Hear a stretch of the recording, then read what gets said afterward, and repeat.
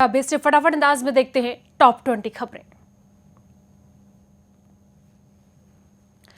देश में corona virus के मामले लगातार बढ़ते जा रहे हैं। ताजा आंकड़ों के मुताबिक देश में कोरोना संक्रमितों की कुल संख्या 37,336 पहुंच चुकी है, जबकि मौत का आंकड़ा 1,218 पहुंच चुका है और 9,951 लोग सही होकर घर जा चुके हैं। हालांकि अच्छी बात यह है कि कई जिले कोरोना से मुक्त हो रहे हैं।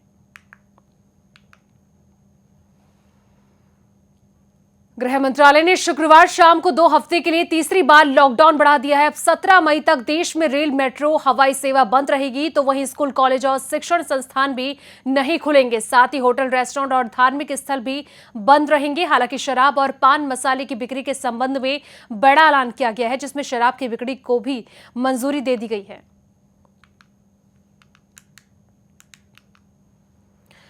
कोरोना वायरस का संकट जैसे जैसे बढ़ता जा रहा, वैसे वैसे सरकार अपनी रणनीतियों में बदलाव कर रही है। नए नियमों के अनुसार अब अगर किसी जेल में 21 दिनों से कोई कोरोना वायरस का नया केस नहीं आता है, वह ग्रीन जोन में आएगा।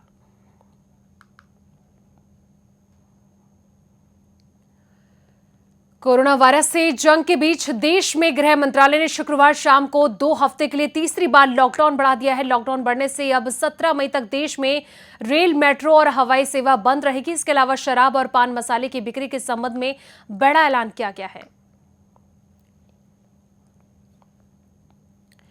यूपी में बोर्ड की परीक्षाओं को लेकर 5 मई से कॉपियों का मूल्यांकन शुरू होगा। 25 मई तक मूल्यांकन कार्य पूरा होगा, जिसमें सोशल डिस्टेंसिंग का भी पालन होगा और साथ ही मूल्यांकन केंद्रों के पास धारा 144 लागू होगी।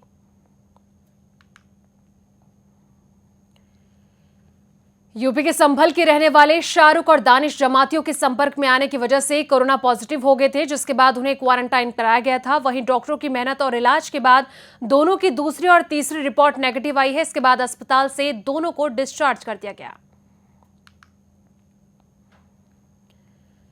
संभल जिले के गुन्नौर थाने में तैनात सिपाही ने कर्तव्य निष्ठा और फर्ज की मिसाल पेश की है। गुन्नौर थाने के कार्यालय में मुंशी के पद पर तैनात सिपाही रवि चौधरी ने कोरोना संक्रमण के संकट काल में अपने फर्ज को अहमियत देते हुए अपनी शादी स्थगित कर दी।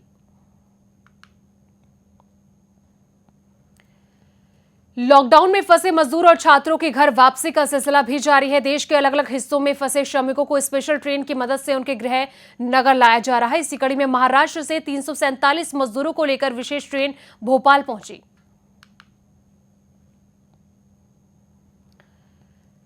नोएडा में कोरोना वायरस के संक्रमण मरीजों की संख्या बढ़ने के साथ ही अब 3 मई तक बॉर्डर सील रहेगा। लॉकडाउन का पूर्ण रूप से पालन कराने के लिए पुलिस की जहां जिले में सख्ती जारी है।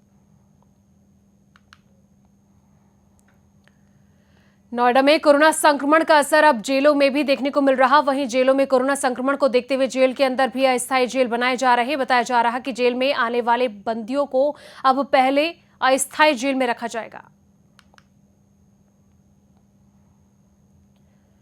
कोरोना वायरस से संक्रमित मरीजों की संख्या गाजियाबाद में बढ़ रही है, लेकिन संक्रमण रोकने की दिशा में बेहतर प्रदर्शन के चलते आर्ट सोसाइटी की सील खोले जाने पर लोगों ने जमकर तालियां बजाई। जिलाधिकारी ने सोसाइटी के लोगों से अपील करते हुए कहा कि कोरोना प्रोटोकॉल को पूर्ण रूप से अनुपालन करें।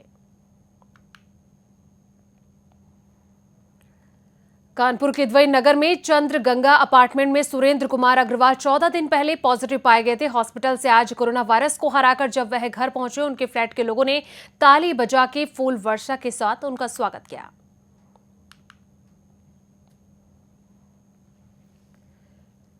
बहराइच में कोरोना पॉजिटिव मरीजों की संख्या लगातार बढ़ती जा रही है। 22 अप्रैल को हुई जांच में 9 मरीज कोरोना पॉजिटिव पाए गए थे, जबकि अब जो रिपोर्ट आई है उसमें एक बार फिर एक साथ 5 लोग कोरोना पॉजिटिव पाए गए हैं। बताया जा रहा है कि मुंबई से एक साथ तकरीबन 62 लोग एक ट्रक कंटेनर में भरकर बहराइच आए थे, जिन्हें एहतियातन रिसिया इलाके में क्वारंटाइन किया गया था।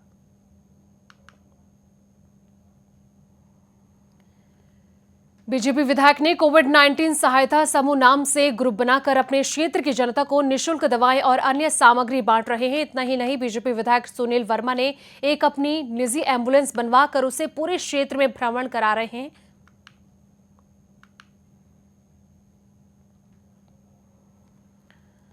कानपुर के बिल्हौर के उत्तरी पुरा में आज सुबह बाद दाना के गोदाम में आग लगने से हड़कंप मच गया। आग लगने से लाखों के नुकसान की आशंका जताई जा रही। आनंद फारन में घटना की सूचना बिल्हौर थाने और अग्निशमन विभाग को दी गई, जहां दमकल की 2 गाड़ियों ने मौके पर पहुंचकर आग पर किसी तरीके से काबू पाया गया। कोरोना पॉजिटिव 27 मरीजों को बिजनौर के हल्दौर सीएचसी में बने हॉस्पिटल में भर्ती करवाया गया। सभी 27 कोरोना पॉजिटिव की दूसरी रिपोर्ट नेगेटिव आने पर डीएम रमाकांत पांडे, एसपी संजीव त्यागी के समक्ष रिहा कर दिए गए, जिसमें 18 मरीज बिजनौर तथा 9 मुरादाबाद के थे। अब बिजनौर में 9 कोरोना से संक्रमित लोग रह गए।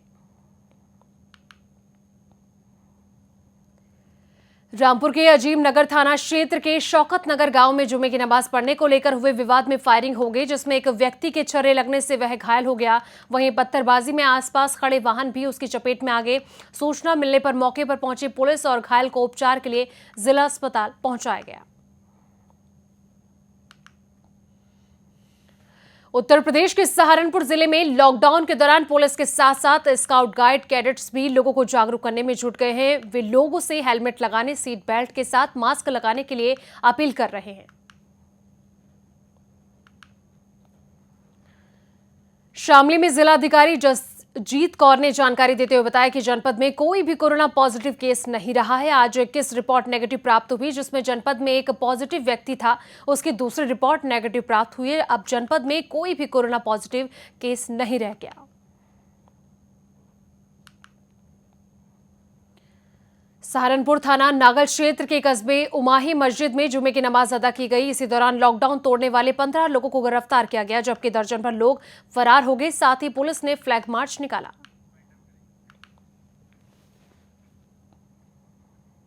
टॉप 20 खबरों में फिलहाल इतना ही। बाकी तमाम खबरों के लिए देखते रहिए RNI न्यूज। खबरों में बने रहने के लिए RNI की फेसबुक, ट्विटर, इंस्टा और यूट्यूब को सब्सक्राइब करें।